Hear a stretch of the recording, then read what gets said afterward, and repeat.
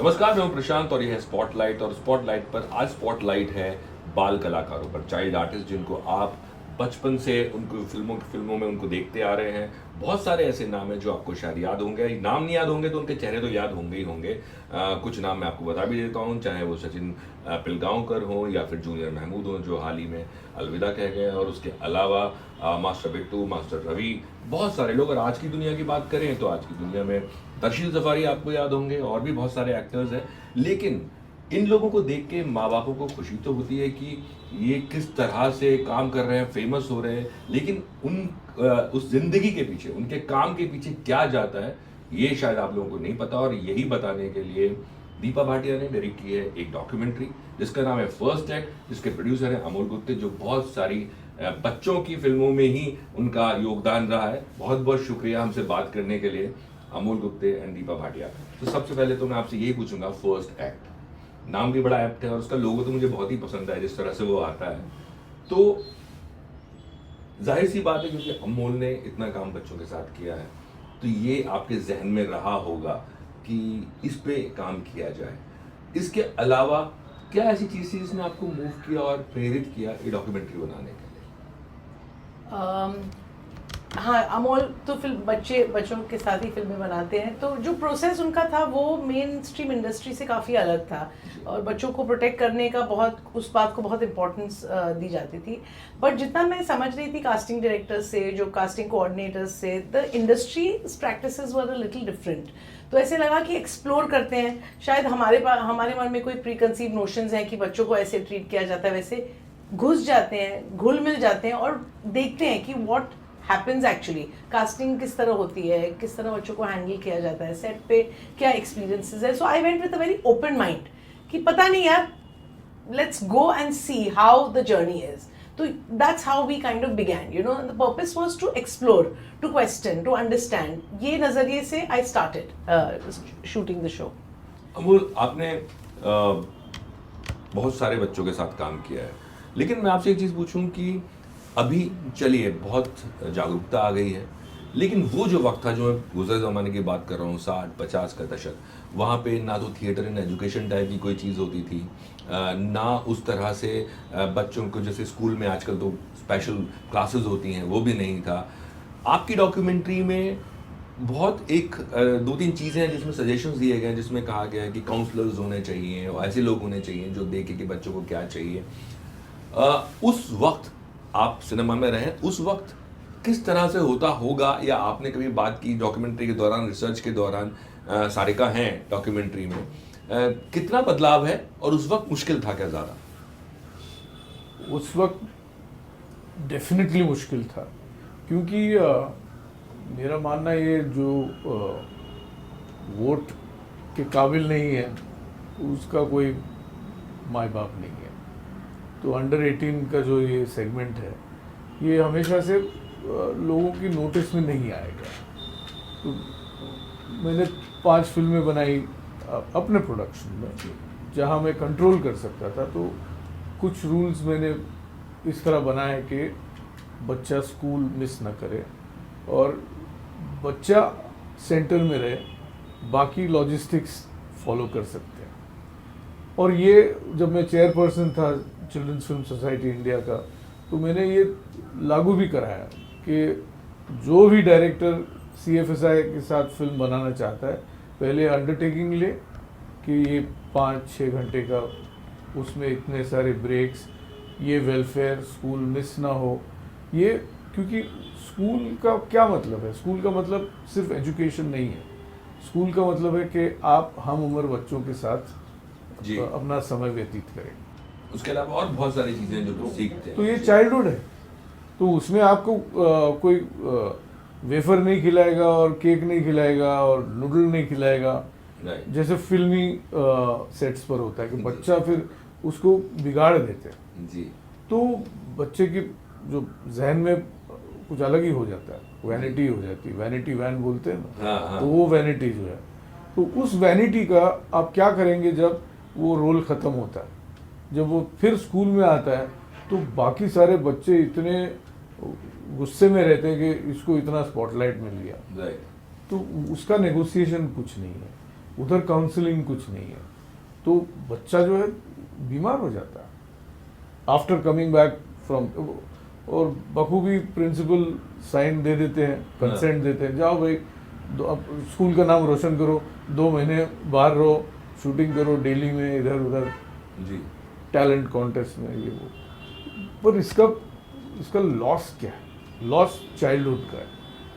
तो बचपन जो है वो इतना महामूल्य है, राइट। और अगर उस पर आप ध्यान नहीं देंगे तो उसकी तो मतलब चोरी हो गई बचपन की। बट मुझे दोनों से सवाल है कि आप फिल्म मेकर्स, आप दोनों हैं, आपने बच्चों के साथ काम किया, आपने डॉक्यूमेंट्री की, क्या ये पॉसिबल है कि 5 घंटे में बच्चे को काम करा के उसको भेजा जा सके वापस, और जो अभी चल रहा है कि 12-12 घंटे बच्चे काम कर रहे हैं?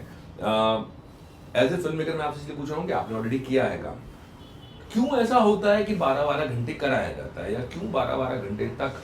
मैं देख रहा था डॉक्यूमेंट्री में भी कि वो बच्चे को नींद आ रही है, वो नहीं बोलना चाहता है, मगर फिर भी माँ बाप भी और उसको अलग अलग लालच देके उसको जबरदस्ती कर रहे हैं।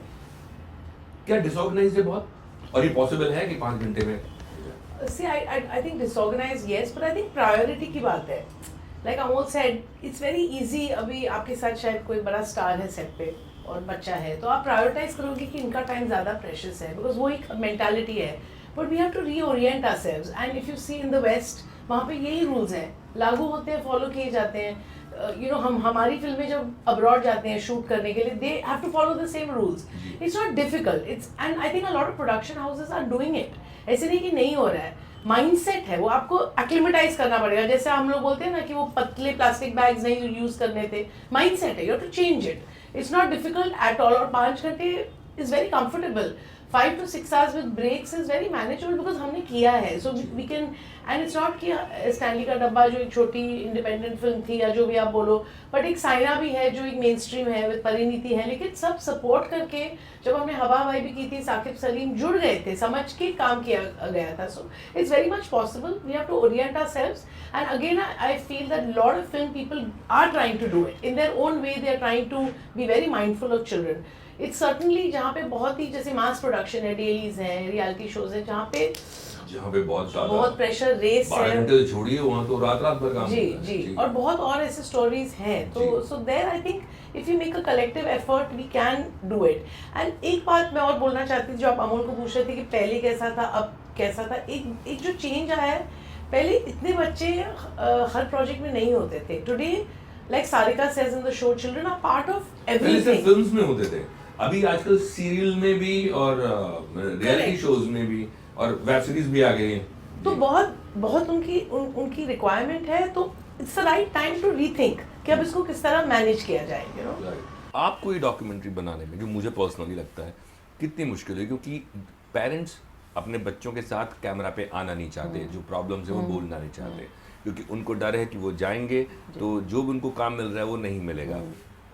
और बहुत सारी जो चीज़ें मैंने इसमें देखी हैं, मैं ऑडियंस को भी बता देता हूँ, हालांकि डॉक्यूमेंट्री देखेंगे, स्पॉयलर्स नहीं दूंगा, कि बहुत सारी चीज़ें होती हैं. माँ बाप के सपने होते हैं, फाइनेंशियल सिचुएशंस भी हो सकती हैं, और ये भी हो सकता है कि शौक है. तो जैसे मैंने पूछा कि लोग आना नहीं चाहते, कैमरा में बात नहीं करना चाहते, जो प्रोडक्शन हाउसेस हैं वो बात नहीं करना चाहते. कुछ मुश्किलें आपको झेलनी पड़ी, बहुत मशक्क़त करनी पड़ी मनाने के लिए? यस, मतलब बहुत ज़्यादा कॉन्वर्सेशंस हुई, जो लोगों ने भले पार्टिसिपेट भी नहीं किया डॉक्यूमेंट्री में, बट उन्होंने स्टोरीज शेयर की.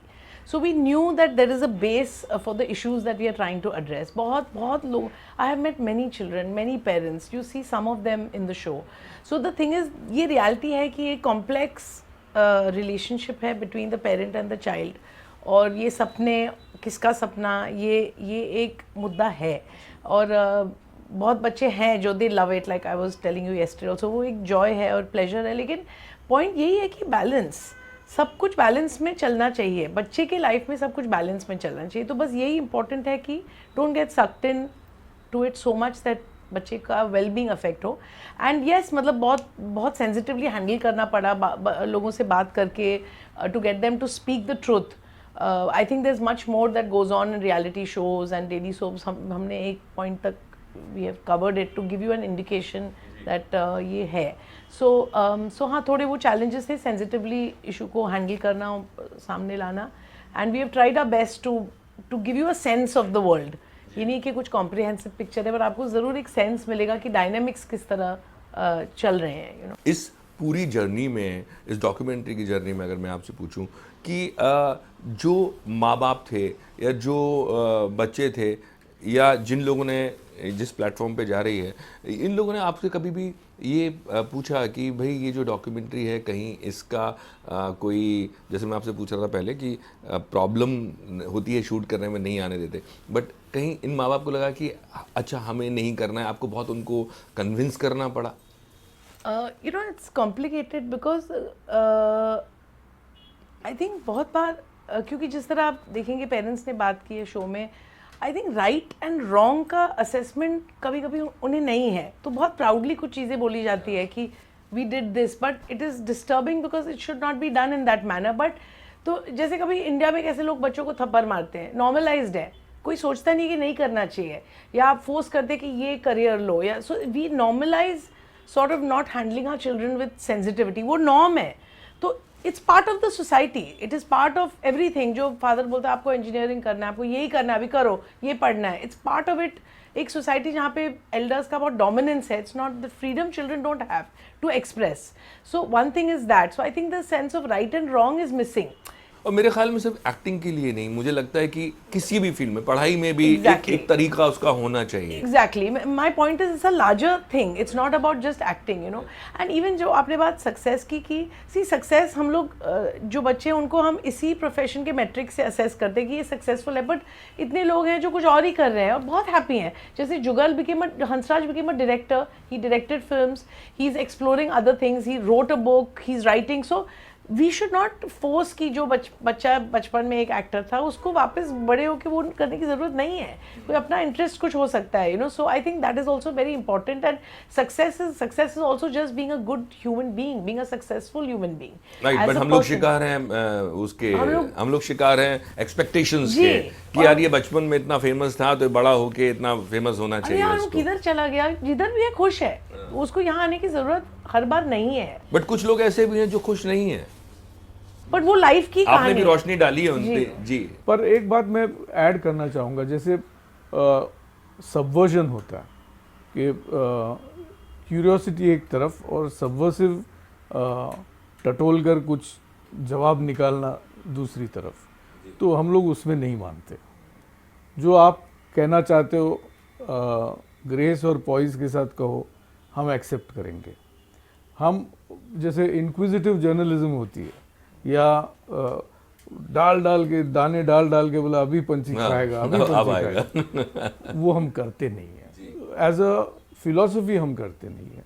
तो जिनको भी बोला गया है कि आप हैं, उसमें से बहुत सारी चीज़ें हैं जो हमने उनको गार्ड किया एज फिल्म मेकर्स. अगर वो करते तो फिर शायद वो ये बोलते जो आप बोलते, अरे ये क्यों डाला, ये तो मैंने ऐसे ही बोल दिया था. ऐसा ना हो, किसी के साथ ऐसा ना हो. एक रिफाइनमेंट रहे, एक मैच्योरिटी रहे, ताकि कोई ऐसा ना सोचे कि तहश में आके उस मोमेंट पे मैंने कुछ आड़ा टेढ़ा बोल दिया, अब इसका जिम्मेदार कौन. क्योंकि आपका अपना मुंह है, आप अपना दिल है, अपना दिमाग है, आप बोल रहे हो, कैमरा ऑन है, तो इसकी जिम्मेदारी भी आपकी होती है.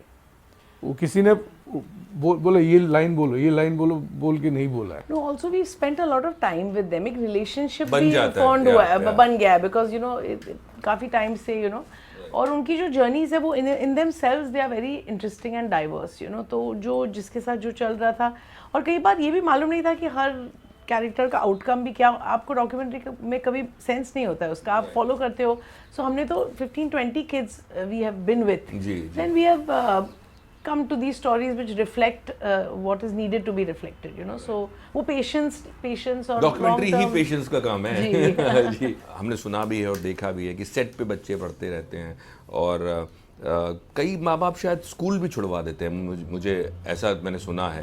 तो क्या वो जो पढ़ाई सेट पे होती है या एक ट्यूटर लगा के, क्या वो दे सकती है जो स्कूल दे सकता है? See, I again come to the time frame, अगर एक बच्चा एक 10 दिन कुछ आर्टिस्टिक एक्सपीरियंस है, आप कोई मीनिंगफुल फिल्म के हिस्से हो, you can find a way to balance it, because that is but लंबे टाइम के लिए पर अगर लंबे टाइम पे हो तो तो वो मुश्किल मुझे लगता है चाइल्ड के ऊपर काफी लोड होता है. They manage it, so many children do it, but किस रेशो में वो होना चाहिए, कितना वो लोड लेते हैं, वो हर case to case is you know. But एक इंडिकेशन है, अगर आप लंबा डेली सोप कर रहे हो, स्कूल से निकल रहे हो, तो थोड़ा it's I think strenuous on the child. तो ये जो 4 साल की जो मशक्क़त हुई है, आप जिस तरह से आपने सोचा था कि डॉक्यूमेंट्री शेप अप होनी चाहिए उस तरह से हुई है, और ऐसी क्या चीज़ थी जो डॉक्यूमेंट्री बनने के बाद आपने सीखी है, आपको पता लगी है, रेवोल्यूशन था आप लोगों के लिए? I don't know, for me, I just hoped that it would be a happier picture.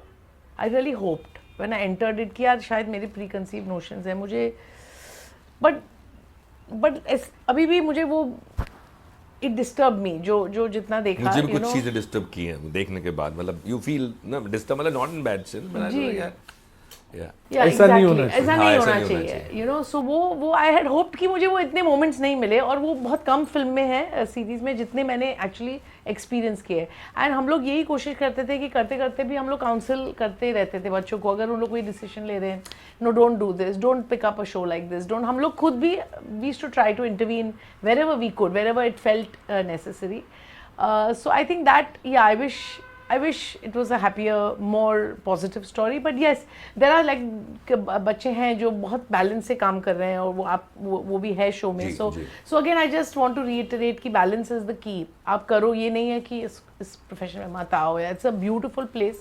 Balance, and वो पेरेंट्स और इंडस्ट्री को मिलके we have to safeguard the well-being of the child, and then we are good. आप कुछ बोलना चाहें?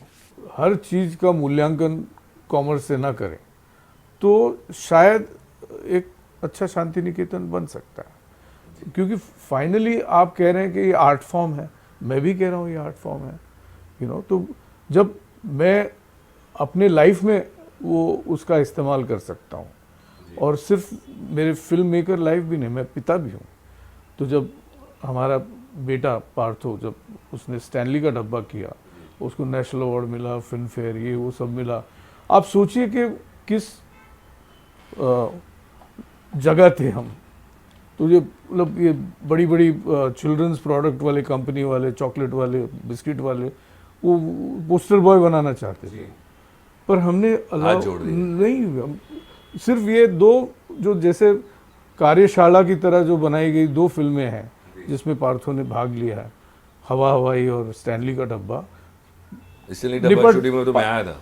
निपट 5 घंटे, उसमें ब्रेक्स, उसमें धमाल, वो स्कूल वर्कशॉप की तरह बनाया गया जो है. अब ये अगर हम अपने लाइफ में कर सकते हैं कि उस बच्चे ने वो 2 फिल्मों के अलावा कभी कहीं कदम नहीं रखा, हालांकि रोज प्रेशर था कि और हाँ, वो आपका प्रेशर भी नहीं है उसके ऊपर कि आपको बड़े होके यही करना है. उसको वो तो करते करते उसका मन टोटली दूसरे डायरेक्शन में गया. तो we are, it's not important वो क्या करना चाहे. द थिंग इज दैट वही कोई मुझे पूछ रहा था कि you know your child is also child actor. I said what child actor. उसने 2 वर्कशॉप फिल्में की, और कभी जो इन्वायरमेंट में बच्चे एग्जिस्ट करते हैं उसमें तो वो कभी स्टेप ही नहीं किया. तो उसने एंजॉय, बाकी स्कूल प्लेस करो, इंटर स्कूल कॉम्पिटिशंस करो, वो उसमें उसने अपना एंजॉय किया, you know. And then after that it's his choice. We don't, that's why we never consider him really as a child actor. वो you know, शायद इसीलिए वो इस सीरीज में भी नहीं है, क्योंकि वो तो उसने वो सब नहीं झेला है. नहीं किया, ना झेला, ना कुछ. राइट. तो वो तो एक कार्यशाला की तरह किया हुआ जो उसका काम है, वो उतना ही महत्व है उसका. चलिए, अच्छी बात है. जो लोग हैं देखें, देख के सीखें, माँ बाप भी सीखें, इंडस्ट्री भी सीखे, और जो लोग हैं, जो स्कूल वाले हैं, ऑर्गेनाइजेशंस हैं, इंस्टीट्यूशंस हैं, वो लोग भी सीखें. और वो सब चीज़ें जो इस डॉक्यूमेंट्री में दिखाती हैं कि ये नहीं करना चाहिए, उससे बचें. और फाइनली आप देखें इस डॉक्यूमेंट्री को, आपको पसंद आएगी. मुझे बहुत अच्छी लगी. बहुत बहुत शुक्रिया बात करने के लिए, and all the best. Thank you so much. thank you so much. Thank you so much Prashant ji.